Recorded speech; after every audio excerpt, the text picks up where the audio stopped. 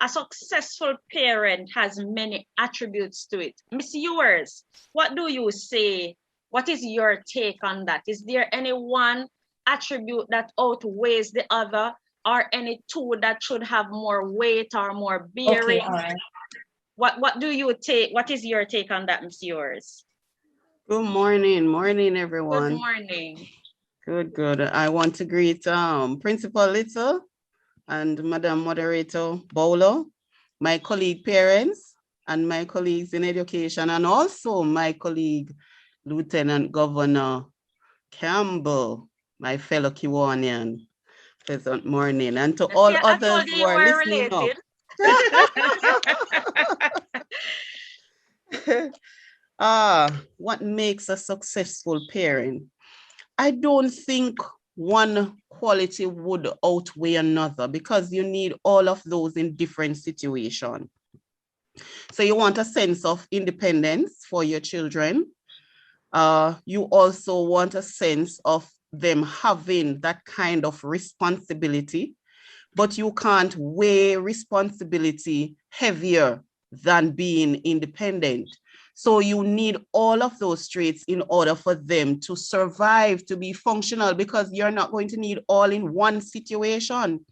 They At might the have same to be time. deliberating in making a decision, in what choice do I make? How do I make this right choice? And as I heard you mention the scenario with A child and B child, you're the same parent, but different outcome in one of those children. And you're saying, boy, we can't define that parent as a bad parent anymore. But can you define that parent as a good parent? Because one child would come out as the ideal and another as not the ideal.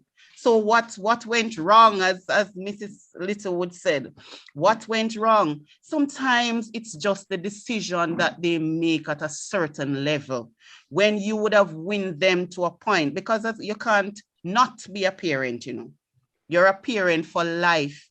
Even if your children live to see 100, you're going to be 100 and odd. So you're a parent for life. They're still coming back to say mommy. They're still coming back to say daddy. And they're still coming back to say auntie for those persons who would have taken that kind of level of caring for children. So you're having this privilege for life. So no one trait outweighs another. They are going to need, you as a parent will need those traits in different situations. But how do I know that I am successful at it? Because sometimes, I've heard the example of a parent sometimes saying to the child, tell him seminar dear, or tell her seminar dear. But yet still you are teaching the child something else. Be honest, be fair, and later on that child going to put it back on you. Later on it's going to come back. So there's a dichotomy sometimes between what we say and what we do. And we don't realize until something goes wrong, very wrong. And the child, if they are brave enough, if you teach them to stand up and be brave enough, they will tell you. But you remember when you tell me to tell Auntie Jane Semina dear, the child in essence is really saying, you shouldn't have done that because you would have taught otherwise. And after children realize that what you say is going so different from what you do, there is the lack of confidence in you as a parent. And when the worst thing is for a child to lose confidence in their parents. It's important that a child is confident, has that confidence in their parents. You as a parent, you must project that kind of confidence in your child to say, and get them involved in the decision making, not just wait until they're 18. You can't wait until they're 18 for them to begin to make decisions. You have to expose them within the household. And sometimes they're not going to make it so right. I have 2 boys and I go to the supermarket with them. And sometimes when they have certain amount of money and they see all those pretty dandan that they want, they spend the money and they come home now negotiating with me to buy something else. I said, no, it can't work. You had that choice. What if I went into that supermarket and buy all that I wanted or all that I saw? It wouldn't have worked out. So that's a part of it. You see, next time when you go back to that supermarket, you hear them saying, or they go with their pen and paper or the pencil and paper. They said, oh, I'm going to discuss this. I'm going to buy this. No, you can't buy this because if you buy this, I'm not going to have any more money. I feel proud as a parent when I see that happening because they are learning. They are learning. So you must give them some leverage in the home. You must allow them to make some decisions that is fitting to their developmental level. I didn't say their age. I said their developmental level, because their developmental level can be above or below the age. Yes. So having that intuitiveness is important as a successful parent. You must know your child. You must know your children, and they are different. So it's not one size. The bigger one that didn't give you any trouble, that your firstborn, and you love your firstborn so much because your firstborn did not give you any trouble. And this one coming up is like raging storm. And you always do that comparison and say, but you don't know that raging storm that you're seeing there has a direction to go. A different direction from your firstborn was so quiet and nice because your first one was the only child there. What had you expected? And sometimes some parents don't even bother to play. So your firstborn must be quiet most of the times. But the one that is coming up with all the noise and everything in the house, come on now, man. Come on. Cut some slacks for them. And guess what? If you are not careful with them, they go into seclusion. They go into that sense of seclusion because and another thing is that you compare them. If you are if you speak it in front of them to say, no, worse if you compare them with other children outside of the home. Oh my. But outside is bad and not bad, you know. But when you do it in the home, it's nearer to them, it's closer to their heart.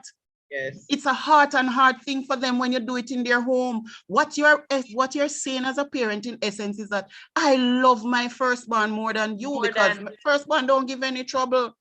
And they take that with them for a long time. Some people never forgive their parents for that. They never do. And some of the repercussions, sad to say, and unfortunately, when you see them grow up and they don't look back on their parent, and you say, what a wicked child. Yes. And you don't know the root that has grown into that big tree.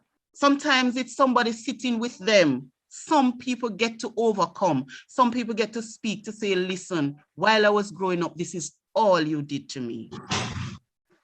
And it manifested in this manner. So you must be very, very intuitive as a parent. You must know what is happening. You must know when there's a twist and turn in a child, even that child that you know so well. Sometimes because of their stage, they reach the high school level, there are changes, they have other influences, heavy influences too. You have to pay attention to that. And we are not forgetting the importance of prayer and fasting. You're not forgetting that when something seems so very high, when the mountain is there in the midst of you, when they reach to that stage and you can't seem to understand how is it that it's this child. I can't understand. Don't forget, necessity is right there. Yes, man. Jesus said these things only come about by prayer and fasting. Important. So successful parenting, it's not one size fits all, because remember, our children are not the same. I can only give you stories, not best practices, because they may not be the best for you. Yes. Practices, successful practices. It's successful for me, I'm saying, but try it and see if it works. If it works for you. It might not be the best for you, depending on your situation. So being successful is dependent on many, many things. Where you live, how you function, what you have to do. A parent in a crime-ridden area will have to operate differently from us who are easing and sitting back right now and relaxing. The countryside, yes. It's a different thing. Someone in the countryside, it is different. So it depends on your space, your environment, all of that. And as you mentioned that, a parent in a crime-ridden area who grows a child who is not a criminal is a successful parent. Might I tell you? So, and then now, the parent who grows up maybe in a poverty-stricken area whose child becomes a doctor is also a successful parent, but the successes are different. Okay, all right. Having the amenities doesn't guarantee success, you know. Having all the amenities doesn't guarantee the success. What it means is that it's a little more convenient, because sometimes we get carried away as parenting, just providing, and not pulling the quality away from that. So you find that some parents just say, a child just said, oh, mommy, I want a PS4. Oh, mommy, I want that. Oh, mommy. And because they know, oh, yes, mommy can afford it. And you do it. But guess what? You never spend one day yet to spend even one little game with them on the PS4. Yes. Not even one time you sit down with them with it. So you buy all these things, but you don't even participate. The meaning part of it, you would have done the provision part of it, but the meaningful side of it, you would not have started as yet. They grew up with these things. And when they grow up and have their own relationships and you want to tell them what to do, they rally back on you and they tell you the things that you used to do. Yes. So we have to be careful. We have to be careful. Yes, Mrs. Campbell. Quick interjection. So I did tell you that I have an adult son who is grown, so the firstborn, and he had the opportunity of being around grandparents who helped. So it took a village. And then I have my foster son who is 6. And I tell you, I've been principal of primary school, principal of high school, and this challenge is greater than all of those. How do you as an educator deal with the whole idea of your little 6-year-old saying, I hate school, I hate school. And he's around the books, he's around everybody reading, and yet I hate school. And so you now have to look at what is it that is going on in his head? What is it that he likes to do? And you're going to create those opportunities for him now to understand why it is important to go to school. And little by little, gradually infusing a lot of praise, a lot of incentives to have him want to learn. The whole idea of giving him rein with his imagination to create, because you recognize that he's quite a brilliant child and he uses imagination a lot. So I allow him that space to create and to do. And even when I'm pulling up everything and pulling up the machinery, I say, okay, we'll find a way to fix it. allow him to grow and to show him the way, you know, and he will come with things like, I have no need to fear because God is always with me. So you get that, he recognizes the strength of who he is as a person, and the whole lot of prayer, the prayer city, you know, going down on your knees is tremendously important during this time.